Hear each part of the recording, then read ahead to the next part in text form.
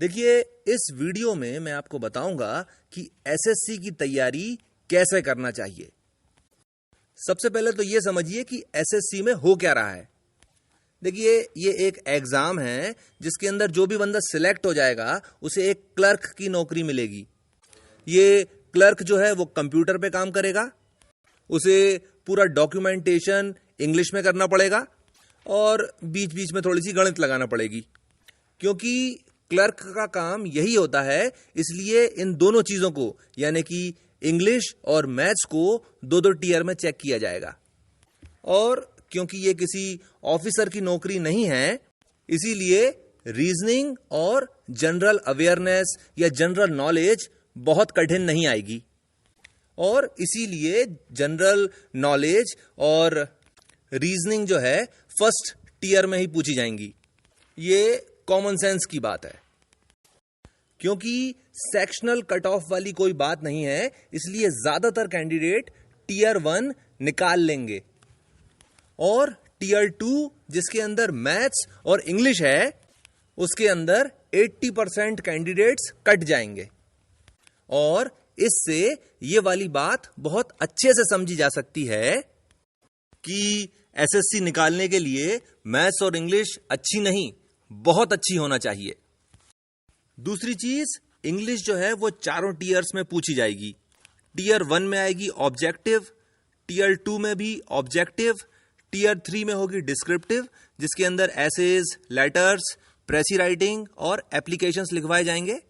और टीयर 4 जैसे कि data entry skill test DEST, और दूसरी चीज जो होगी इसके अंदर CPT यानी कि कंप्यूटर प्रोफिशिएंसी टेस्ट, इसके अंदर भी होगी इंग्लिश ही। चौथी टीयर को निकालने के लिए आपकी टाइपिंग स्पीड कम से कम 35 वर्ड्स पर मिनट से ज्यादा की होना चाहिए। ये देखिए कि मार्क्स डिस्ट्रीब्यूशन इस तरह से होगा। चौथी टीयर जो है, जो कि DEST और CPT है, इसका मार्क्स डिस्ट्रीब्यूशन कहीं पर भी बताया नहीं गया है। लेकिन जैसा कि मैंने कहा, चौथी टीयर में भी चेक करेंगे इंग्लिश ही। ये मार्क्स डिस्ट्रीब्यूशन मैंने आपको इसलिए दिखाया ताकि आपको ये समझ में आ जाए कि मैथ्स और इंग्लिश पूरे एसएससी का 70% हिस्सा है और इन दोनों में से भी इंग्लिश का वेटेज सबसे ज्यादा है। यानी भले ही आप चाहे अंग्रेजी के कितने ही प्रकांड विद्वान क्यों ना हो, आपको रोज अंग्रेजी में 3 घंटे लगाना ही लगाना है।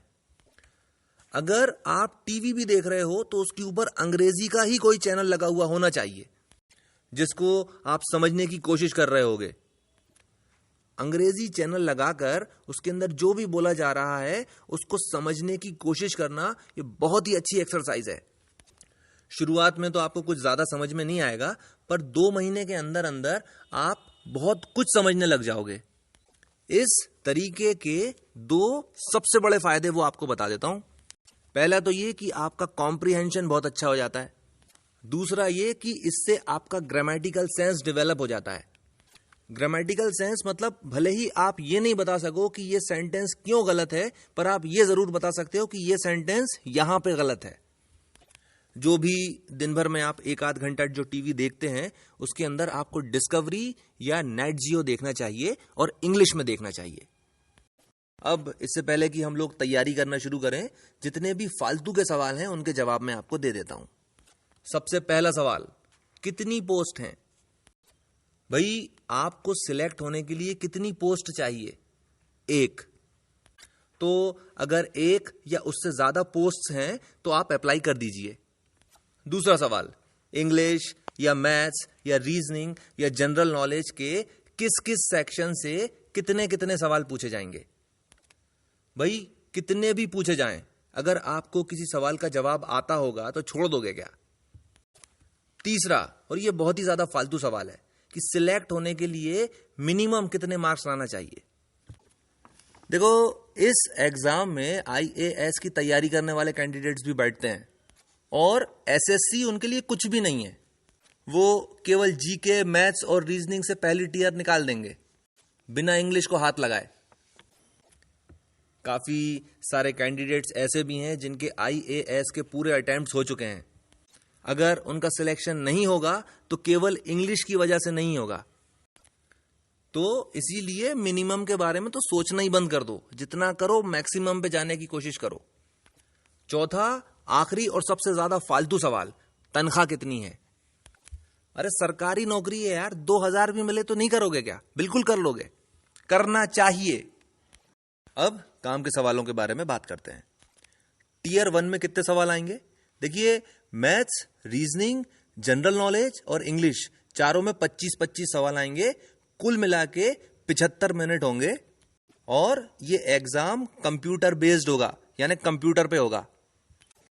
टीयर 2 में मैथ्स के 100 सवाल होंगे जिन्हें करने के लिए 2 घंटे होंगे, और ऐसा ही इंग्लिश के साथ भी होगा, लेकिन उसमें 200 सवाल होंगे और उनको हल करने के लिए आपके पास 2 घंटे होंगे।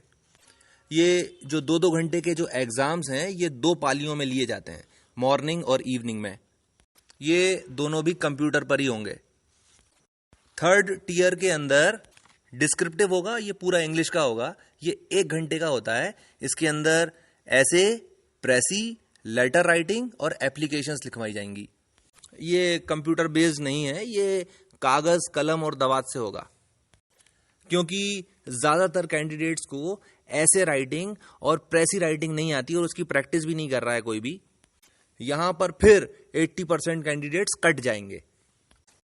चौथी टीयर जो होती है इसके अंदर DEST यानी डेटा एंट्री स्किल टेस्ट और CPT यानी कंप्यूटर प्रोफिशिएंसी टेस्ट चेक किया जाता है। DEST के अंदर एक कागज रख देते हैं और आपको उसको वैसा का वैसा उतारना होता है कंप्यूटर पे। आपकी टाइपिंग स्पीड कम से कम 35 वर्ड्स पर मिनट से ज्यादा की होना चाहिए, विद मोर देन 90% एक्यूरेसी। अब ये चीज भी समझ लीजिए कि ये जो टाइपिंग टेस्ट करवाया जा रहा है और जो कागज रखा जा रहा है उसके अंदर केवल अल्फाबेट्स नहीं होते, यानी काली ABCD नहीं होती। उसमें ABCD 1 2 3 4 और पंक्चुएशन मार्क, ये तीनों चीजें होती हैं, और इन तीनों की मिला के आपकी स्पीड जो है वो 35 वर्ड्स पर मिनट से ज्यादा की होना चाहिए, विद मोर देन 90% एक्यूरेसी। और इस तरह की टाइपिंग स्पीड इतनी एक्यूरेसी के साथ लाने के लिए कम से कम 3 महीने लगते हैं।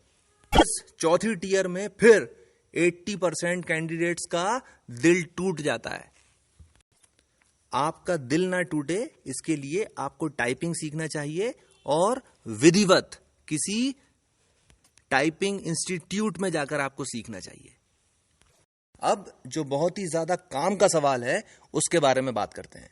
सवाल है, कौन सी किताबों से पढ़ना चाहिए? देखिए, बहुत सारे लोग बहुत सारा टाइम इंटरनेट पर बेकार करते हैं किताबें डाउनलोड करने के चक्कर में, ताकि उनको PDF मिल जाए बिना खर्चा करे। देखिए, PDF से पढ़ाई नहीं होती। दूसरी चीज आप ये भी समझ लीजिए कि अगर आपको बहुत सारा मटेरियल मिल भी जाए फ्री में, तो सबसे पहले तो आपको उस मटेरियल को ऑर्गेनाइज करना पड़ेगा, उसके बाद आप उससे सही तरीके से पढ़ पाओगे। इसलिए ना तो बहुत सारी किताबें डाउनलोड करिए, ना ही बहुत सारी किताबें खरीदिए। थोड़ी सी किताबें खरीद दीजिए, स्टैंडर्ड किताबें खरीदिए, अच्छी किताबें खरीदिए, और उन्हीं किताबों को बार बार बार बार पढ़िए। एक ही सब्जेक्ट के अलग अलग सेक्शंस के लिए अलग अलग किताबें हो सकती हैं, पर जिस सेक्शन को आप जिस किताब से पढ़ो उस सेक्शन को फिर आप उसी किताब से पढ़ो, नहीं तो आप कंफ्यूज होगे और आपका टाइम बेकार होगा। सबसे पहले मैथ्स। देखिए, क्योंकि आप SSC की तैयारी कर रहे हैं इसलिए आपको NCERT की 8th से लेकर 10th क्लास तक की मैथ्स की तीनों किताबें हल कर लेना चाहिए। इसका सबसे बड़ा फायदा यह होता है कि क्योंकि 8th 9th 10th के अंदर जो बच्चे होते हैं उनको करने के लिए आसान सवाल दिए जाते हैं, इसलिए आपको सवाल की मैकेनिक्स जो है वो समझ में आ जाएगी। ये इन तीनों साल की किताबें पढ़ चुकने के बाद आपको पढ़ना चाहिए क्विकर मैथ्स, जो कि M टायरा के द्वारा लिखी गई है। इस किताब की सबसे अच्छी खासियत यह है कि इसके अंदर इन्होंने 2 तरीके से सवाल को हल किया है। पहला तरीका है स्टेप बाय स्टेप तरीका और दूसरा तरीका है शॉर्टकट। और इसके अंदर एग्जाम्पल्स भी इतने सारे दिए हुए हैं कि आपकी उस टॉपिक के बारे में समझ डेवलप हो जाएगी। अब शॉर्टकट के बारे में एक चीज और समझ लीजिए। ज्यादातर लोग कहते हैं कि स्पीड शॉर्टकट से ही आती है। पर मैंने आमतौर पर देखा है कि ज्यादातर कैंडिडेट्स ऐसा करते हैं कि जैसे ही उनको शॉर्टकट्स मालूम चलते हैं वैसे ही वो प्रैक्टिस करना बंद कर देते हैं और शॉर्टकट्स याद करने लगते हैं। अब शॉर्टकट हैं तो जरूरी, पर आप खुद सोचो कि आप कितने शॉर्टकट्स याद करोगे। अगर एग्जाम में आप वो शॉर्टकट भूल गए तो आता हुआ सवाल आपको छोड़ना पड़ेगा। तो शॉर्टकट्स केवल आप उन सवालों के याद करिए जिनका स्टेप बाय स्टेप मेथड जो है वो बहुत ही ज्यादा लंबा है। इसको फिर से समझ लीजिए, आपको शॉर्टकट केवल उन्हीं सवालों का याद करना है जिनका स्टेप बाय स्टेप मेथड जो है बहुत ही लंबा है। जितने भी टॉपिक्स एग्जाम्स में आने वाले हैं उन सबको आप एमटायरा से पढ़ लीजिए। अब आप लीजिए किरन्स 5800 प्लस। इस किताब में उन्होंने चैप्टर वाइज सॉल्व पेपर्स दिए हैं 1999 से लेकर अब तक के जितने भी पूछे गए हैं, वो सभी सवाल आपको इस किताब में मिल जाएंगे। इन 3 के अलावा आपको चौथी किताब की जरूरत नहीं पड़ेगी इस एग्जाम को निकालने के लिए। अगली चीज है रीजनिंग, और रीजनिंग की अब तक की लिखी गई सबसे अच्छी किताब है analytical reasoning bye M.K. Pandey. ये BSc पब्लिकेशंस की है। इस किताब को बहुत अच्छे से पढ़कर बैंक PO तक की रीजनिंग बहुत आराम से हंसते हंसते निकाली जा सकती है। पर यह किताब केवल इंग्लिश में ही है, इसलिए ये हिंदी मीडियम के स्टूडेंट्स के किसी काम की नहीं। पर जैसा कि मैंने कहा था कि ये क्लर्क की नौकरी है, कोई ऑफिसर की पोस्ट नहीं है, इसलिए रीजनिंग जो एग्जाम में आएगी वो बहुत कठिन नहीं आएगी। यानी रीजनिंग की तैयारी सही तरह से करने के लिए अगर आप केवल क्वेश्चन पेपर्स अटेम्प्ट करें और उनका एक्सप्लेनेशन पढ़ लें, आपका पूरा कोर्स हो जाएगा। SSC की रीजनिंग में आमतौर पर एनालॉजी, सीरीज, क्लासिफिकेशन और पजल्स और वेन डायग्राम, बस यही पूछा जाता है। और अगर आप केवल सेट्स लगाएंगे तो आपको ये सब कुछ आराम से समझ में आ जाएगा। अगली चीज है जनरल नॉलेज और जनरल अवेयरनेस। देखिए, कुल मिला के 25 सवाल आने वाले हैं, और क्योंकि जनरल नॉलेज के नाम पर कुछ भी पूछा जा सकता है, इसलिए आप सब कुछ मत पढ़ो। तो इसलिए आप अपना टाइम जो है वो 50 तरह की लिस्टें 50 तरह से याद करने की कोशिश मत करो। जितने भी अवार्ड्स हैं वो सब पढ़ लो। हु इज हु पढ़ लो, यानी कि कौन आदमी किस वजह से मशहूर हुआ है। आप ओलंपिक के बारे में जो भी मेन इवेंट्स हैं उनके बारे में पढ़ लो। और करंट अफेयर्स जो हैं वो बिल्कुल सीधे सीधे छोड़ दो। देखिए, अगर आप पुराने क्वेश्चन पेपर्स को आप देखेंगे तो आपको एग्जैक्टली समझ में आ जाएगा कि SSC के अंदर जो जनरल नॉलेज आती है उसके अंदर 50% क्वेश्चंस जो होते हैं वो साइंस से होते हैं, और 30-40% क्वेश्चंस जो होते हैं वो सोशल साइंस यानी कि हिस्ट्री, सिविक्स, ज्योग्राफी और इकोनॉमिक्स से पूछे जाते हैं। और केवल 1 या 2 सवाल ऐसे होते हैं जो करंट अफेयर्स के होते हैं। तो करंट अफेयर्स आपने पूरे तो छोड़े नहीं है, आपने अवार्ड्स कर लिए, हु इज हु कर लिया, ओलंपिक इवेंट्स पढ़ लिए, और जो भी बहुत ही इंपॉर्टेंट नियुक्तियां यानी कि अपॉइंटमेंट्स हुए हैं उनको आप पढ़ के देख लो। उससे ज्यादा करने की कोशिश मत करें। देखिए, एक चीज और समझ लीजिए आप कि जितनी भी जनरल नॉलेज की किताबें होती हैं, एक तो बहुत ही मोटी मोटी होती हैं, दूसरे उनके अंदर जो लिखने का तरीका होता है वो बहुत ही ज्यादा बोझिल और उबाऊ होता है। पढ़ते पढ़ते उसको आदमी नींद आने लगती है, कोमा में चला जाता है वो। दूसरी चीज, जैसा कि मैंने बताया कि 50% क्वेश्चंस जो कि SSC की जनरल नॉलेज और जनरल अवेयरनेस में पूछे जाते हैं, 50% क्वेश्चंस वो साइंस के होते हैं। बाकी के 30-40% जो होते हैं सोशल साइंस के होते हैं, यानी कि हिस्ट्री, सिविक्स, ज्योग्राफी और इकोनॉमिक्स। और इन दोनों चीजों को बहुत अच्छे से पढ़ने और समझने के लिए सबसे अच्छी किताबें हैं NCERT की 6th, 7th, 8th, 9th और 10th की किताबें, जो कि साइंस और सोशल साइंस की हैं। तीसरी चीज यह है कि भारत के अंदर कोई सा भी कॉम्पिटिटिव एग्जाम होगा और उसके अंदर अगर साइंस और सोशल साइंस पूछी जाएगी तो वो सवाल NCERT के किताब से ही पूछे जाएंगे। चौथी चीज, क्योंकि ये जो किताबें हैं 6, 7, 8, 9, 10 की, ये बच्चों के लिए लिखी जाती हैं, इसलिए इनके अंदर चित्र होते हैं और जब भी चित्र लग जाता है कहीं पर तो वो चीज याद रखने में बहुत ही ज्यादा आसान हो जाती है और इसीलिए एनसीईआरटी की किताबों से ही पढ़ना चाहिए। पांचवी चीज, जब भी आप साइंस या सोशल साइंस एनसीईआरटी की किताब से पढ़ो, आप एक शब्द भी याद करने की कोशिश मत करो। सभी किताबों को आप एक कहानी की किताब की तरह पढ़ लो, क्योंकि सभी किताबों में बेसिक कॉन्सेप्ट्स तो सेम ही होते हैं, इसलिए बार बार रिपीट होते हैं। इन सभी किताबों को कुल मिला के अगर आप एक बार भी पढ़ लेते हो तो एग्जाम में जब वो सवाल आएगा तो उसका जवाब अपने आप ही आपको याद आ जाएगा। और छठी और आखिरी चीज, क्योंकि सबसे ज्यादा इंपॉर्टेंस इस एग्जाम में इंग्लिश की है, इसलिए आप ज्यादा से ज्यादा समय इंग्लिश में लगाइए। अब मेरा सब्जेक्ट देखिए, दो एक समस्याएं हैं, उनको समझ लीजिए। पहले होता क्या है कि ज्यादातर स्टूडेंट्स क्या होता है, मार्केट में जाते हैं और पूछते हैं कि भाई सबसे ज्यादा कौन सी किताब चल रही है, और वो वाली किताब खरीद के ले आते हैं। घर पर लाकर जब उस किताब से पढ़ते हैं तो उन्हें तो कुछ समझ में ही नहीं आता, पर क्योंकि पैसे खर्च कर चुके होते हैं तो फिर उसी किताब से पढ़ते हैं, भले ही समझ में आए चाहे नहीं आए। दूसरा सवाल जो सबसे ज्यादा पूछा जाता है वो है कि साहब इसकी बेस्ट किताब बता दीजिए। पर कभी भी बेस्ट किताब नहीं पूछना चाहिए, हमेशा पूछना चाहिए कि सबसे ज्यादा यूजफुल किताब कौन सी है वो बताइए। अब यूजफुल की भी अलग अलग कैटेगरी है भाई। कोई स्टूडेंट इंग्लिश मीडियम का है, उसके लिए अलग किताब यूजफुल है। कोई स्टूडेंट अगर हिंदी मीडियम का है तो उसके लिए अलग किताब यूजफुल है। दोनों के लिए एक ही किताब यूजफुल हो ही नहीं सकती। तीसरी चीज आप ये और समझ लीजिए कि कभी भी आप जब किताब खरीदने जाएं तो कभी भी दुकानदार से या अपने स्टूडेंट जो आपके साथ में पढ़ रहा है उससे कभी भी नहीं पूछें कि यार कौन सी किताब लें या तू कौन सी किताब से पढ़ रहा है, क्योंकि ये दोनों ही राइट चॉइस नहीं है। भाई आपको अगर भूख लगी है तो आप खाना मम्मी से मांगोगे कि पापा से मांगोगे? इसका सही जवाब है मां से मांगेंगे। और इसलिए जब भी आप कोई किताब खरीदने जाओ तो आप टीचर से पूछो कि कौन सी किताब से पढूं। अब दूसरा सवाल निकल के आता है, अगर तुम्हें भूख लग रही है तो तुम खाना अपनी सगी मां से मांगोगे कि सौतेली मां से? सही जवाब है सगी मां से।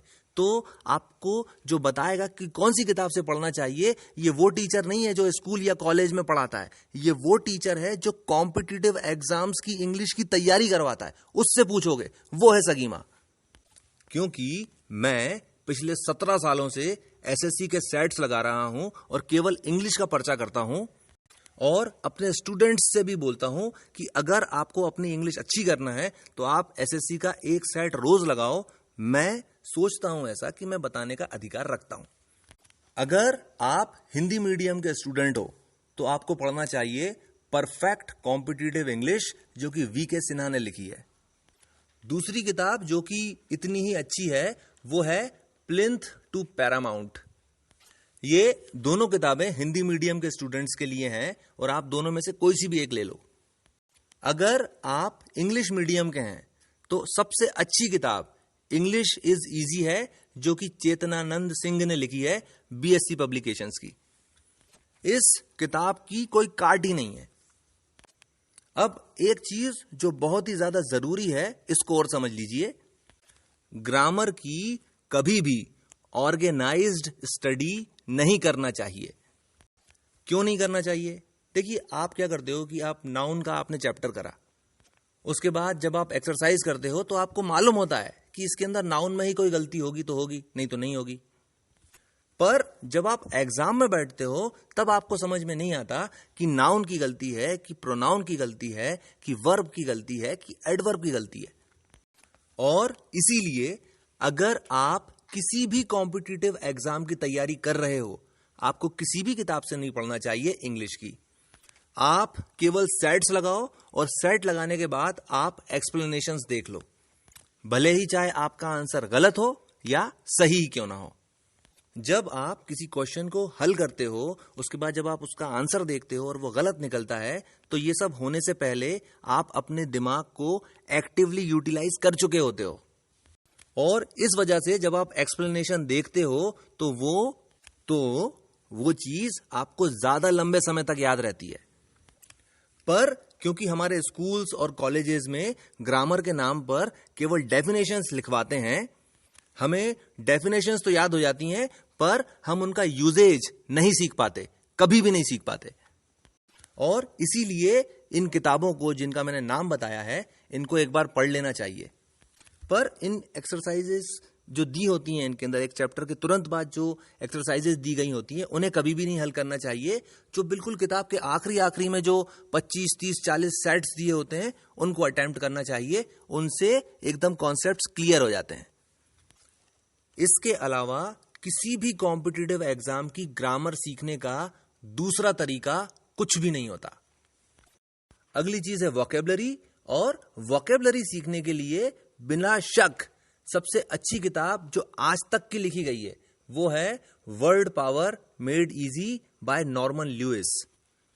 अब अगर आप इंग्लिश मीडियम के स्टूडेंट हो तो ये किताब तो आपके लिए बेहतरीन है, पर अगर आप हिंदी मीडियम के हो तो मैंने देखा है कि हिंदी मीडियम के जो स्टूडेंट्स हैं उन्हें इस किताब से पढ़ने में बड़ी दिक्कत होती है। तो उसके लिए मेरा एक चैनल है इटीमोलॉजी 8962512015, ये आप YouTube पे डालिए और मेरा चैनल खुल जाएगा। बस केवल इतना ध्यान रखना है आपको कि जिस क्रम में चैप्टर्स आ रहे हैं आपको उन्हीं क्रम में पढ़ना है। दूसरी चीज जो वोकैबुलरी सीखने के लिए कही जाती है वो है कि आप द हिंदू का न्यूज़पेपर पढ़िए, एडिटोरियल वाला हिस्सा, और जो भी कठिन कठिन शब्द हैं उनको अंडरलाइन कर लीजिए, फिर उन शब्दों को नोट करिए और उनका मतलब डिक्शनरी में देखिए। आप इतनी पंचायत में मत पढ़िए, आप केवल इटीमोलॉजी को पकड़िए। आपने अगर वो सीख ली तो आप एक दिन में 40 शब्द तक सीख लेंगे। देखिए, क्योंकि आप एसएससी के एग्जाम की तैयारी कर रहे हैं और एसएससी के एग्जाम में लगभग सभी लोग बैठने वाले हैं, इसलिए आपके पास एग्जाम की एक स्ट्रेटजी होना चाहिए और वो एकदम सटीक स्ट्रेटजी होना चाहिए। तो सबसे पहले तो आप ये करो कि एक ऑनलाइन टेस्ट दो एसएससी का। इससे आपको एग्जैक्टली समझ में आ जाएगा कि आप असल में कितने पानी में हो। दूसरी चीज, जब तक एसएससी का एग्जाम नहीं हो जाता, एक सेट आप सुबह लगाएंगे और एक सेट आप शाम को लगाएंगे। सुबह वाला जो सेट होगा वो कागज पे लगेगा और शाम वाला जो सेट है वो कंप्यूटर पर लगेगा। 50 वेबसाइट्स हैं जो आपको ऑनलाइन पेपर करने की सुविधा देती हैं फ्री ऑफ कॉस्ट।